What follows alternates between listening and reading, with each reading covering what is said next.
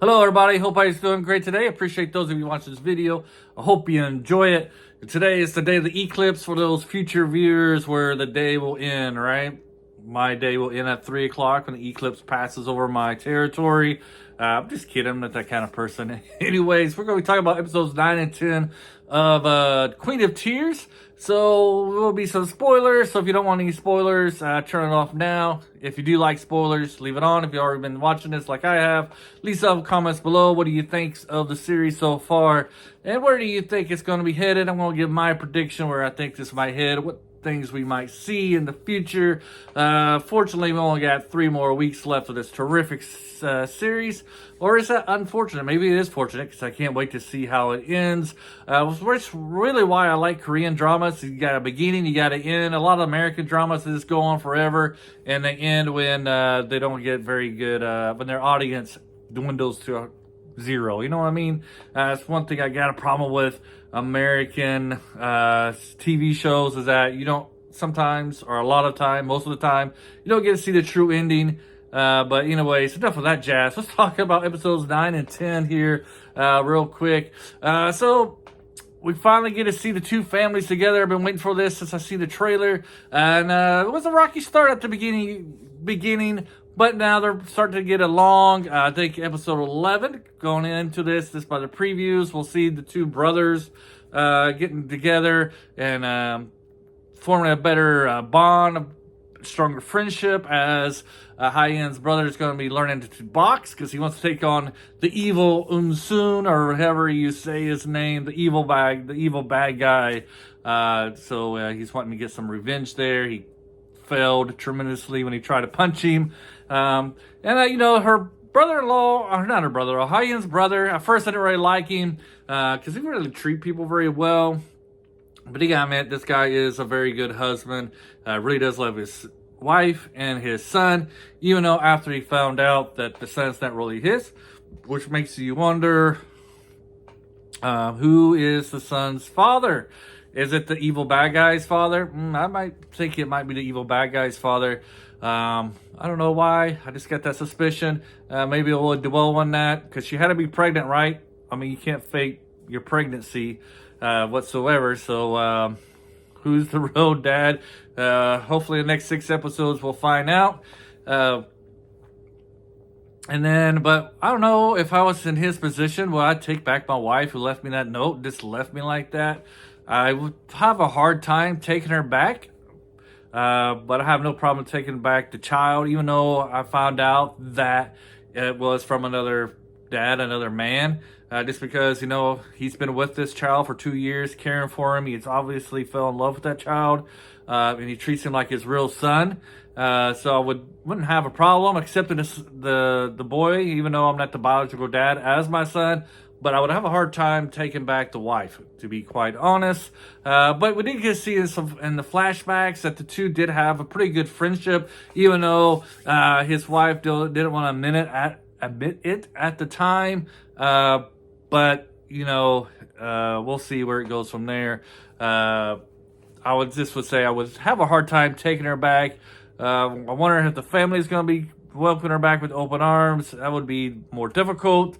We'll see how it goes into the future. I wouldn't mind, though, like they say, divorce. That couple, I wouldn't mind them staying divorced, but he still has a relationship with his son. I think that would probably be the appropriate ending for that storyline. And then we see that the two mothers here, they're still kind of headbutting, especially because Hyen gets along with her mother-in-law so well. Her mother's kind of jealous of that relationship. But we'll see here, moving on forward through episodes 11 and 16, I got a feeling by the end, Hyen and her mother will have a strong relationship like they did when she was a little girl before her older brother died.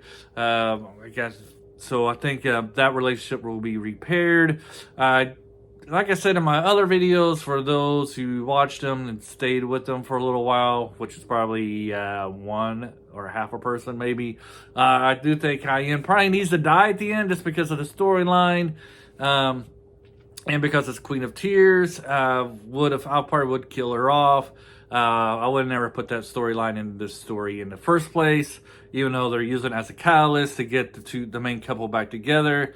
But I kind of feel that way. But I think, even though I feel that way, I think in the end she'll have like a miraculous recovery and that she'll be healthy. And maybe, I don't know. We'll see how it happens. Got to watch a little bit for episodes, but I don't think she'll die in the end. If she does die, I think it'll be maybe both of them die together or something like that. If that's if they die, I think they both will die, but I don't think she's gonna die. That's what I'm gonna say. So we see in episodes 9 and 10 here that our male lead here, Wu, I think that's how you pronounce his name, he's starting to get more evidence, gather information to either take down our big baddie guy here and his mother. I think they already got the evidence that they need, to take out the mom, because she's going on her fake name, stuff like that. But now they're trying to take out him as well so they can get everything that they lost back. So I think they're trying to hit them all at once and get everything back. So now we see in episode 10 that they're working with that evil nanny. I'm going to call her a nanny. She's not really a nanny, but I'm going to call her the nanny, the matchmaker lady here. We'll see if that lady's trying to double cross them. And at the end of episode 10, we see that the aunt here is trying to get to the grandpa, to her father, to the chairman, and so is the mistress. I think the mistress might get there first. I'm kind of hoping so, because I want that storyline to lengthen out to at least episode 14, 15, at least until the last weekend. I kind of feel like the whole them getting their wealth back and stuff, I kind of feel like it's going to end around episode 14. And then the last 2 episodes, I think we'll concentrate on High-End getting her treatments and getting well again. But I could be wrong. It could end around 15, the whole thing about them getting their money back and their wealth back might end around episode 15. And then 16 might concentrate around High-End and her illness. But I would like to see the storyline of them getting the wealth back in around at the end of episode 14, maybe midway to the 15. That way we can get like things won't feel rushed in that last episode. I would like to see if she does survive, like her surviving, and then maybe get at least 10 to 20 minutes of like what happens after she gets cured, after they get their money back. I want to see how the two families are interacting with each other, how their relationship has improved over this.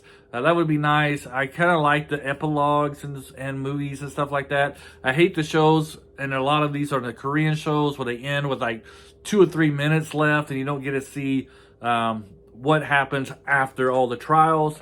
So I'm hoping we get to see that.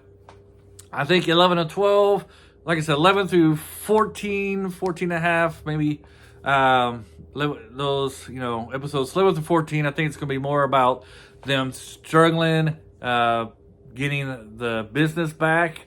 At least that's what I hope it goes to. How long it lasts, I should say.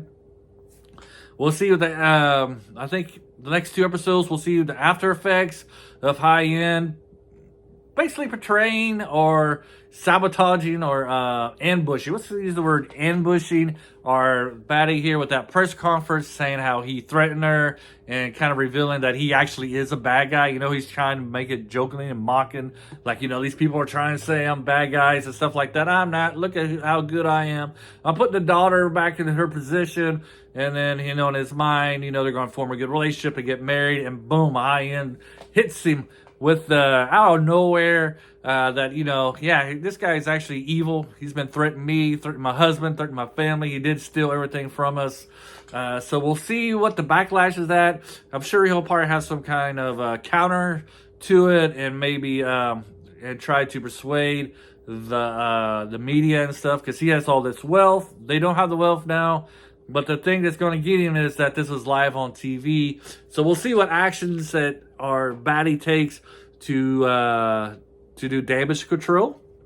Do like how it looks like the next episode at least, and I'm kind of feeling from here on out, we're going to see a healthy relationship between Hyen and, I'm going to say Woo. How do you say his name? Hyen Woo. Well, anyways, the two leads, a healthy relationship between the two leads, them growing together. And before I don't really know if there's anything else I would like to say.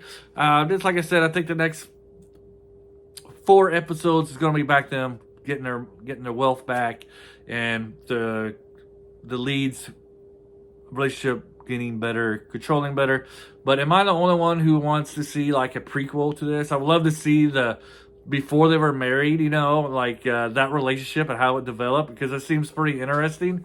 So hope everybody has a great day, and looking forward to Saturday and Sunday again for the next 2 episodes. Have a great day, and hopefully the world don't end here, right? Just kidding. Bye.